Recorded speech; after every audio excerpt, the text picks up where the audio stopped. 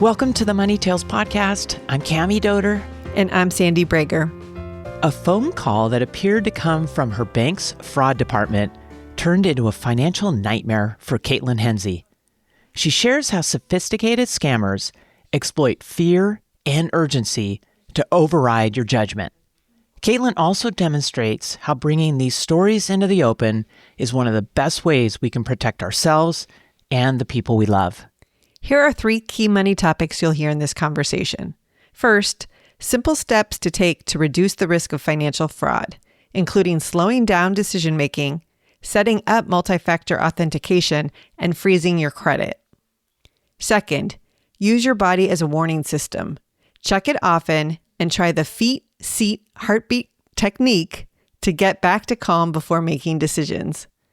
And third, rebuilding money confidence after fraud and learning to spend with joy instead of only saving it. Now it's our pleasure to bring you Kaitlin Henze's Money Tales. Kaitlin Henze, welcome to the Money Tales podcast. Thank you very much. I'm excited to be here. We are excited to have you. We're excited to hear about your whole money journey, and especially the part that involves financial fraud that you were a victim of. While we're sorry that you were a victim, it's really important to shine a light on this topic because it happens all the time across the globe.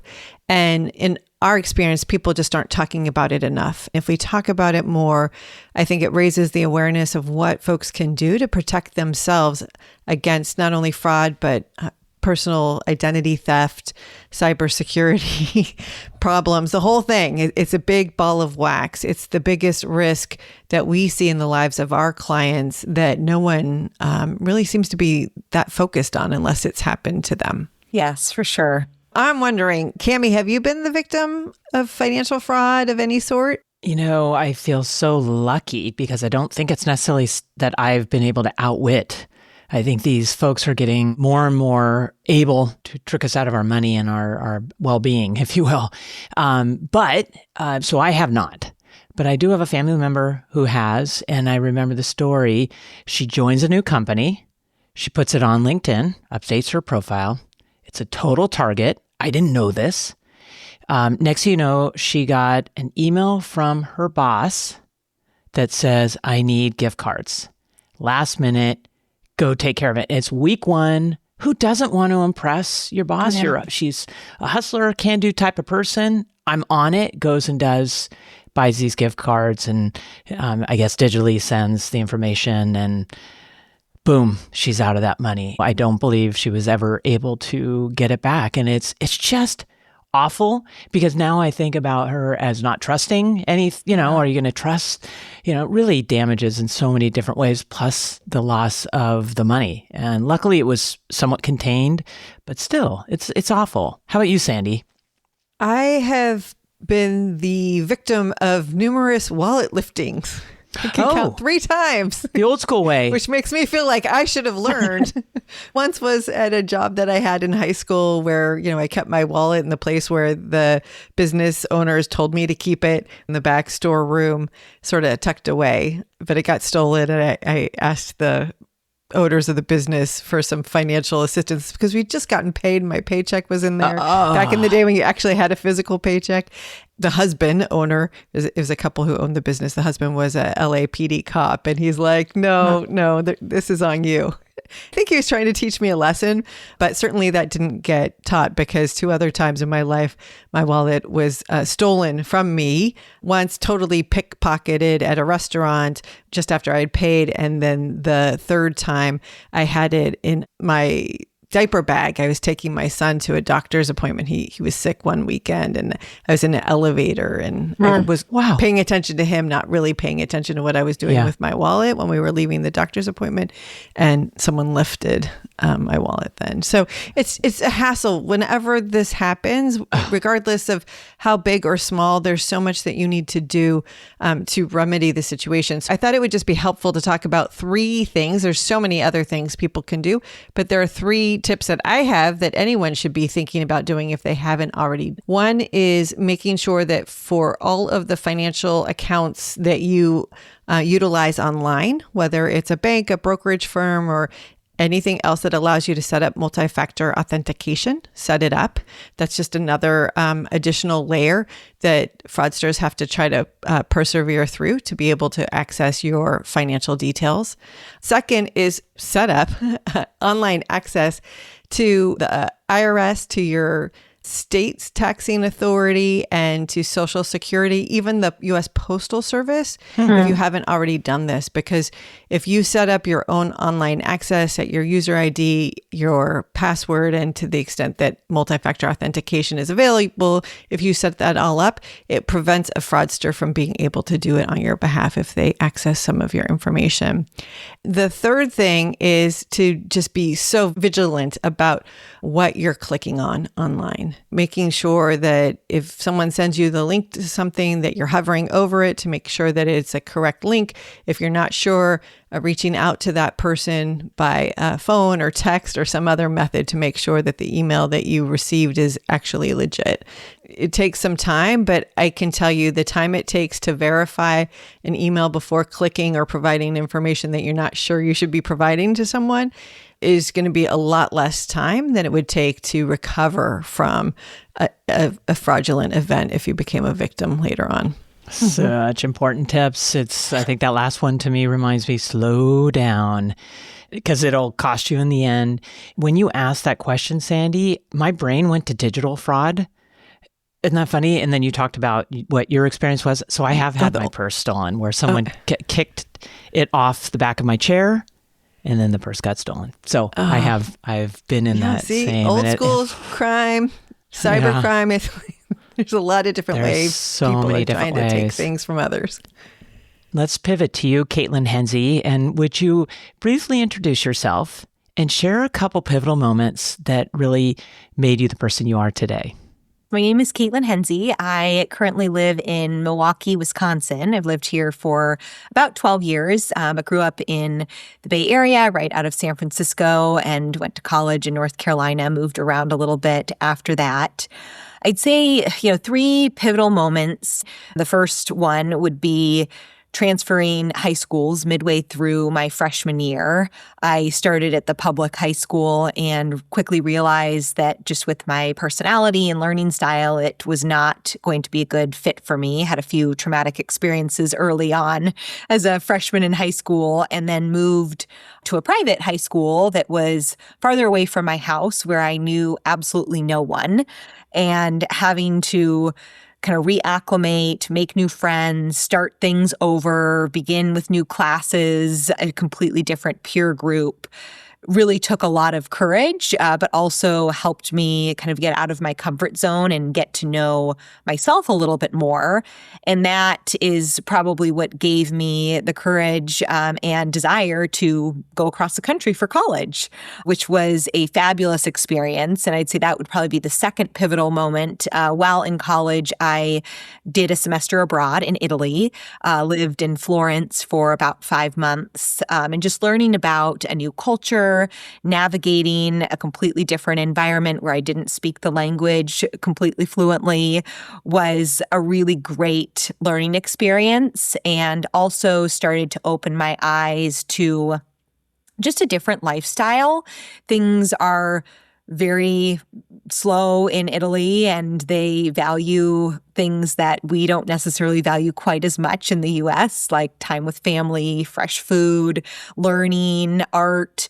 And so that kind of opened my eyes to a different way of living and piqued my curiosity in a few other different cultures. Shortly after coming back from Italy, I got into yoga, took my first yoga class on New Year's Day of 2010, and immediately fell in love with the way that yoga connects the mind, body, and spirit. I've been practicing consistently ever since then, and recently got certified as a yoga instructor, and now am able to teach some of these skills to others. And I would say that the skills that I've learned through yoga on how to regulate my nervous system, how to become embodied, and how to really tap into my intuition has helped me in the trauma recovery process from my financial fraud situation a few years ago. Well, that probably was your third pivotal moment of financial fraud. Yes. Oh my goodness! But we're gonna get in there. I always like to learn someone's backstory and how you learned about money when you were growing up, and who taught you the important concepts that you learned. I really appreciated my parents, and still appreciate really my parents' view on money and how they raised us. From a young age, we had chores and responsibilities. I vividly remember something called a dime jar, where, when we started really young and before we could have jobs, age 5, 6, 7, there were certain responsibilities we had. And when we did that, we would get a dime in our jar. And I'd save up until I had like $2 and could go buy some gumballs or candy at the little store down the road. And to me, that was like a huge win. I had so much money. Those $2 were so valuable. And then probably spent it on candy that I ate in a matter of 2 minutes. But that really kind of set the stage around that, you do need to work hard and earn your money, and it doesn't come just handed from you. And there's not necessarily a plethora of it around the world. We also, as a family growing up, each year around the holidays would buy gifts and toys and wrap them and provide them to children in need, which I also remember not wanting to give those toys up because I wanted them. Right. And my parents were fabulous at sharing the fact that not every kid got to wake up on Christmas morning with gifts like we did, and we could be able to provide that for them. That translated into high school. They really encouraged me to get a job as soon as I was of the age to work. I started early with babysitting and then began lifeguarding, teaching swim lessons. I was a big swimmer growing up. And my parents were pretty clear from the starting point of like, if you want a car when you're 16, you need to buy it. So I worked really hard. Yes. It's a lot of dimes. Yeah, a lot of dimes. Although by then I was earning a little bit more than just dimes. Of course. But I worked tirelessly several summers, lifeguarding, babysitting, teaching swim lessons, everything that I could do to save up money to buy my first car that was $6,500. And to me, that was an incredible amount of money at the time. For sure. But I felt so proud to have that old beat up car that I, bought for $6,500 and drive it around because I had earned it. So that kind of started this mentality that I had around valuing money, saving money, working hard to earn it, and continued, with my jobs through college. And then right after college, I wanted to make sure I had some income coming in. So I was lucky enough to have a job upon graduating college and started in a rotation program within a larger corporate company and continued to be successful and get promoted and earn more money and save money year after year into retirement accounts and savings accounts. That's kind of like my early development around how I learned to save, the value of money, and how, working hard and earning it was really the way to grow your wealth. It sounds like you learned those lessons really well, Kaitlin. I'm curious, as a young adult, when you were leaving college and starting your career, how did you learn about the different retirement plan opportunities and how to think about where you were going to save your money and how you were going to invest it? Looking back on it, I probably didn't learn and do as much research. My dad certainly provided some education. And then we had, with some of the companies that I was employed with, they had financial wellness classes where we could learn about different types of investments and what 401ks were versus IRAs and what a savings account would be and all that sort of stuff. But from the very first job that I had in, the big girl corporate world, I started contributing to my 401k to the max matching percentage. That was something that my dad had recommended to me, which was a smart idea because that way I didn't even know the difference. It was just coming out of my paycheck and building over time. And your employer's doubling that money for you every time it goes in. And I continued to watch it grow. And as I transitioned from one job to another and transferred that over, I had multiple different 401k accounts growing. Eventually, once I got into my mid-20s, I started working with a financial advisor and doing some other types of investments. But truthfully, even to this day, I don't have a lot of knowledge or skill in making investments or doing day trading or knowing what stocks, bonds, mutual funds to invest in. So I work with financial advisors that I trust and, give a certain allotment of my money each month and then let the financial advisor invest it based on what I have. It's really important that you've highlighted that you've found someone you trust. You aren't interested, it sounds like, in getting to the nitty-gritty details, but you're smart. You understand high level what you're trying to accomplish, which I think is fantastic. And I think that is, obviously, you learned a lot through your experiences.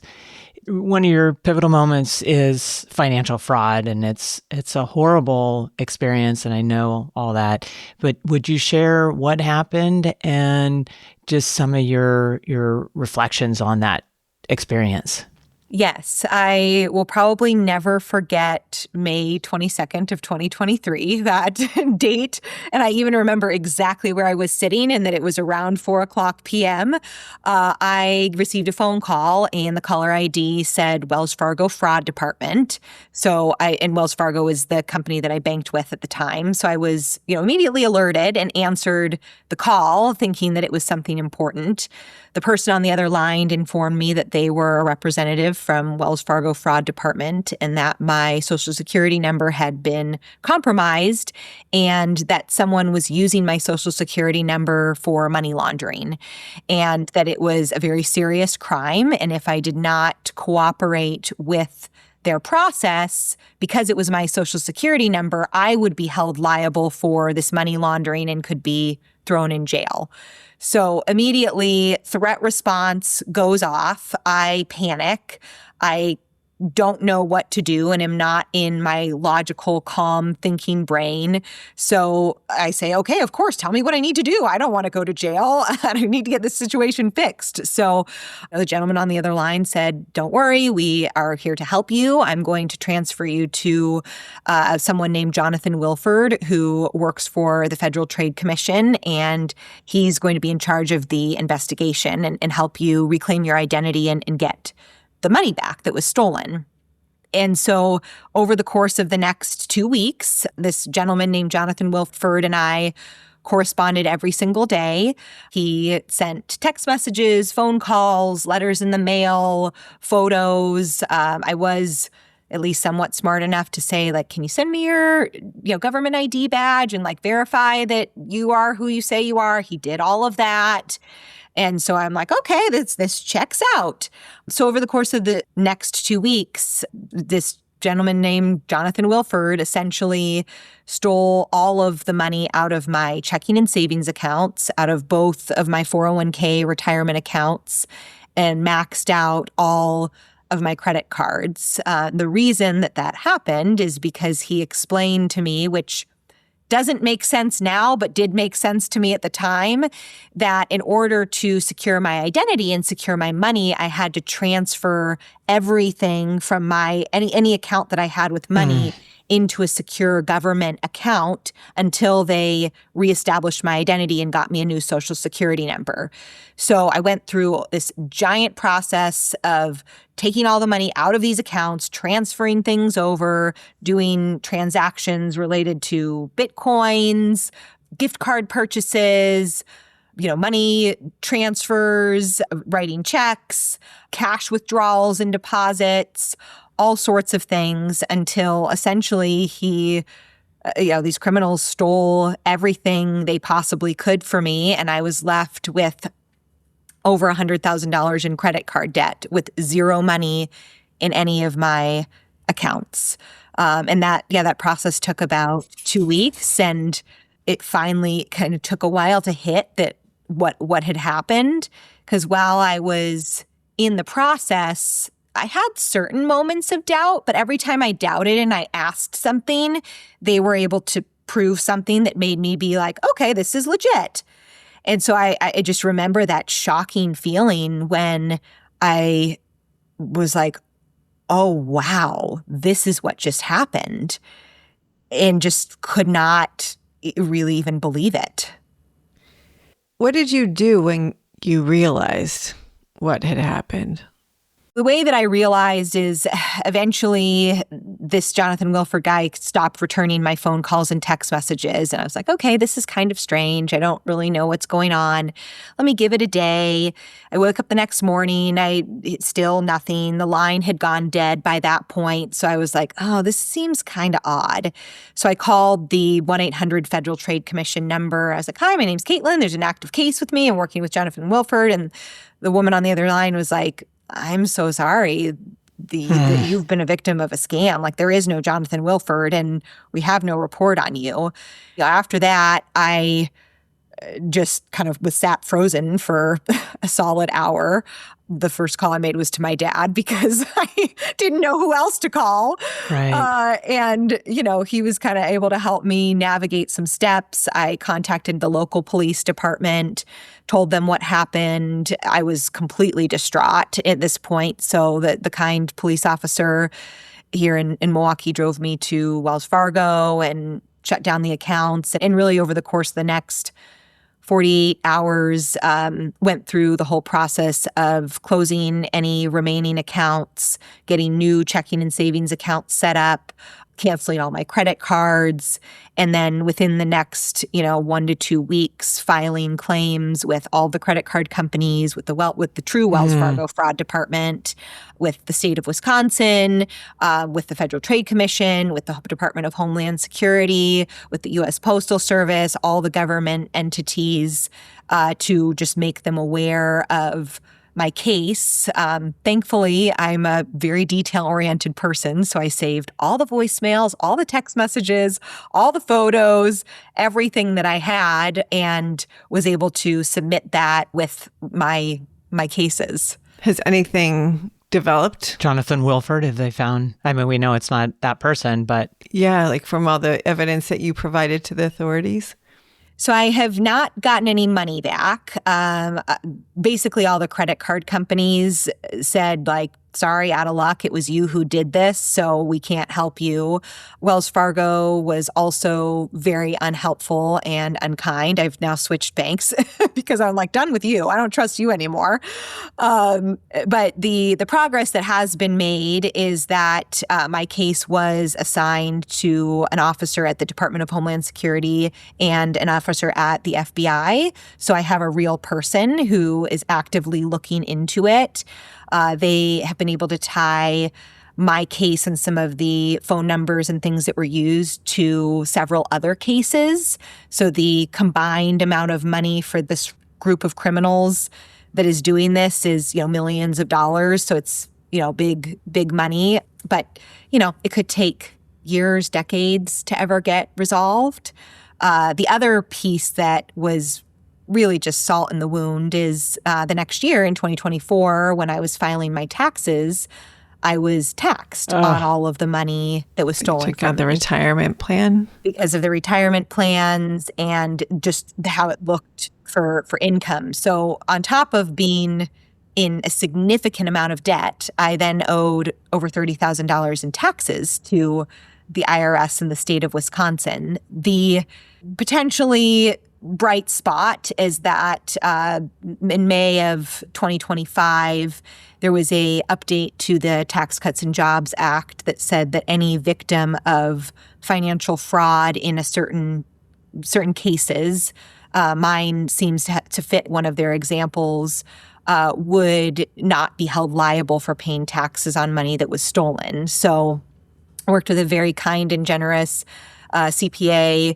who did not charge me to complete an amended 1040X, submit that to the IRS. Again, that was submitted in August. Could take months, years, who knows? But I'm slightly hopeful that maybe I will at least get a refund from the IRS tax money. So yes, there's developments. However, I realize and learned that for my own healing journey, I could not rely on the criminals being caught or getting my money back. I had to take other actions to help myself heal and feel empowered and in control of my finances again. Kaitlin, thank you so much for your bravery, for sharing this story, because you're going to help many people. So thank you for that. And I'm curious, as you look back, right? So hindsight's 2020, but what would you recommend the first thing someone did in that situation? What would be the first thing? Sure. So there's a few lessons that I've learned that I'll share, or tips, easy, simple tips to keep in mind. First is that any banking department or any government institution will never reach out to you directly. So if you get a phone call like I did, even if the representative and the caller ID says it's Wells Fargo fraud or Department of Homeland Security or the IRS, they're not going to call you unless you happen to have some like open case already. But they're not going to call you out of the blue and alert you to this. So if that happens, hang up immediately and call the 1-800 number. Then they'll be able to tell you if it happens to be legit, which likely it's not. So that's kind of tip number one. Tip number two is keep a really close eye on all of your accounts. So I am probably a little bit neurotic and check multiple times every day. Sure. However, checking at least a couple times a week is a good idea. And as Sandy mentioned at the beginning, do two-factor authentication, change your password every 6 months, protect yourself as much as you can. That includes credit cards as well. Credit cards are big, known for fraud. The other first thing I wish I would have done that I know now is verify with someone else. Because these criminals, the types of crimes that are happening now and the criminals that are out there are extremely smart, and they are educated in the psychology of human emotions. So the way that they hook you is to play on your emotions, and they target especially middle-aged single women who don't have like a joint checking account with a spouse. So I wish and would, do this, tell anyone to do this, is just check with someone else that you care about and that you trust. Call your parents, call your friend, call your sibling, just verify and be like, this seems a little weird. Is this weird? Because I guarantee you if I checked with someone else, they would have been like, Kaitlin, this is not okay, don't do that. So those are kind of first 3 initial tips that I would recommend. I like that. I think that's so important. Another tip is to freeze your credit at the various credit rating agencies. That's another really important one. Again, it takes some effort because when you freeze your credit, they give you a passcode that you need to keep in a very safe and secure place, because whenever you want to thaw your credit, which you would need to do if you were going to apply for any sort of loan, whether it's a credit card, a mortgage, a car loan, or anything else, you need that code in order to thaw the credit. But again, going through the effort on the front end, as we can hear from your story, Kaitlin, saves a lot of time and effort in terms of trying to stave off someone's access to your personal credit information. Yes, that's another great one. But I do want to get to yoga, because you talked about being present, and I want to talk about the recovery from the financial fraud, not from a dollars and cents perspective, but from a confidence perspective and a human perspective. I know from those situations when my wallet was stolen, again, I don't think it matters how big or how small, you get that feeling in your gut that, oh no, I did something wrong. It starts it can mess with your identity. There's so many emotional things. So how did you get through that period? And how did you begin to recover emotionally? So a few ways, yoga and the work that I, know and practice from a somatic awareness, breathing, and just some of the mind-body connections help me really get back into my body and know what my energy feels like when I'm making certain decisions. And I can imagine, back to when this all happened, for the entire 2 weeks, I was in a high state of sympathetic arousal, fight or flight constantly. And that just like carried me on for adrenaline. So I was just doing the things that this Jonathan Wilford told me to do. Now, if I would have paused and sensed into my body and realized the franticness, the tension, the tightness, the fact that I wasn't breathing, then I probably would have learned that something's not right. I'm not in a regulated state. And I now know that, in order to make big decisions, it's really wise to be in this ventrovagal nervous system state, which is where we can turn on our intuition, really make decisions with logic and forethought, connect with others, look around, identify other factors. And I now know some tools that when I'm in a high state of sympathetic arousal that I can pull on very easily, whether it's feeling my feet on the ground, feeling my breath, rubbing my hands together, things to get me out of the mind and out of the panic and back into my body. I didn't tell anyone. I was embarrassed. I was ashamed.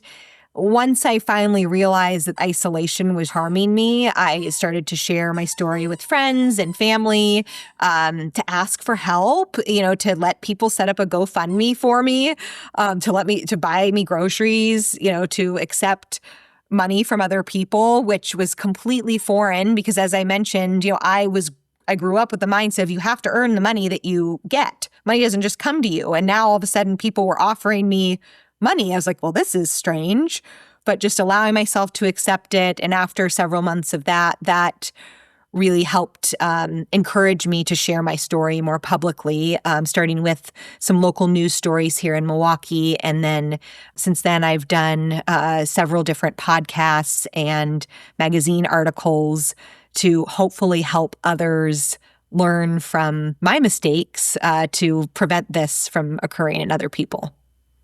I already said that I'm going to repeat because it's so important. Thank you for doing this work. And I want to hit on, again, some really important tools that we can all learn from you about. You get in this fight or flight because that's what they're trying to get you into that state. So I want to kind of repeat, how do you slow things down? I loved, you said you rub your hands together and you put your feet on the ground. Would you repeat just like some really high level ways people can slow and get their nervous system calmed down and move out of that fight or flight state? Yeah, I've taken a variety of nervous system regulation classes, and then now with my yoga teacher training, teach this to others. So very simple thing to remember: feet, seat, heartbeat is the kind of the easy way. I like it. I do too. Feel your feet on the ground. Feel how grounded you are. Feel the stableness of the earth. Feel your pelvis, your seat, that large bony structure that protects all of your internal organs. Whether you're seated or walking, just feel the movement of the pelvis, and then the beating of your heart. You can place your hands on your heart. You can just feel the heart beating in your chest. And those are three super simple steps that you can do in 30 seconds to come back to your body. There's of course other ways, specific breathing practices, extended exhales. I mentioned rubbing your hands together, just grazing the arms with the hands. So plenty of other things. But if listeners are interested in just a super simple thing, feet, seat, heartbeat, and it rhymes. So it makes it easy to remember. Kaitlin, how are you thinking about money for yourself today? It's a great question. So I actually just had a meeting with my financial advisor yesterday and was telling her that, okay, for the first time in almost 3 years, I'm finally at a place where I'm not in this scarcity mindset of trying to pay off debt. I've worked really hard to be debt-free and am almost there.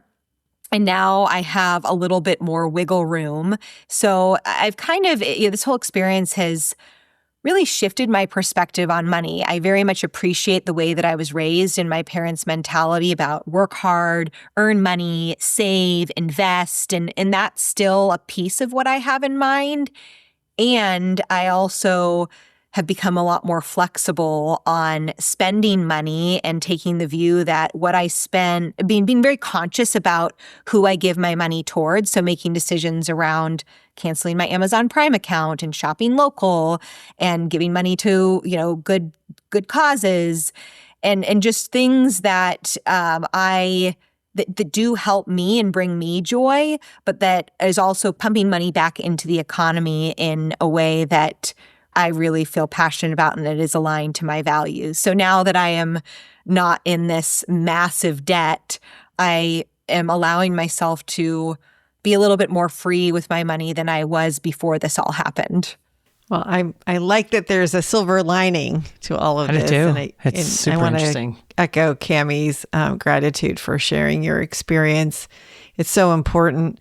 Tell us, Kaitlin, what's your next money conversation going to be, and who will it be with?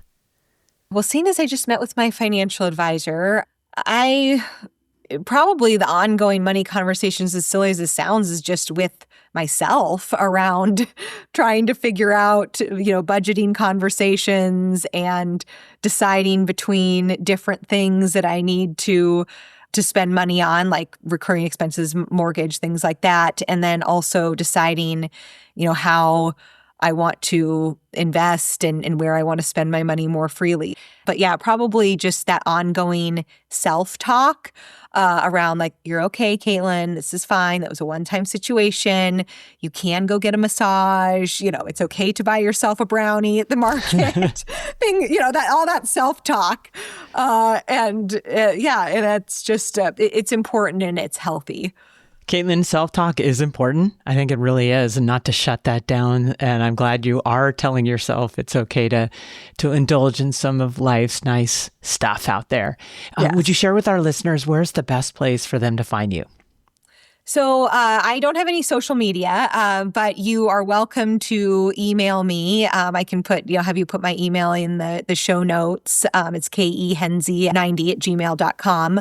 So yeah, I'm happy to reach out. And I also have done a variety of other podcasts, articles, things like that you can include in the show notes that people are welcome to share and listen to and gain some new tips.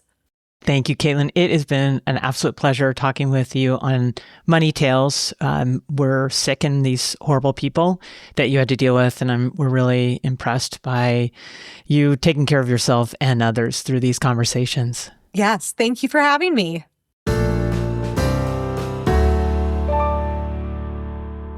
Thanks for listening to the Money Tales podcast. If you've enjoyed this episode, share it with someone you think would benefit from listening. And leave us a review on your favorite podcasting platform. Your ratings and reviews help more people find our podcast. If you're inspired to gain clarity and peace of mind about financial matters, don't hesitate to reach out to our team at Aspiriant. Go to aspiriant.com/start-a-dialogue. Or you can email Sandy and me at podcasts@aspiriant.com. See you next time.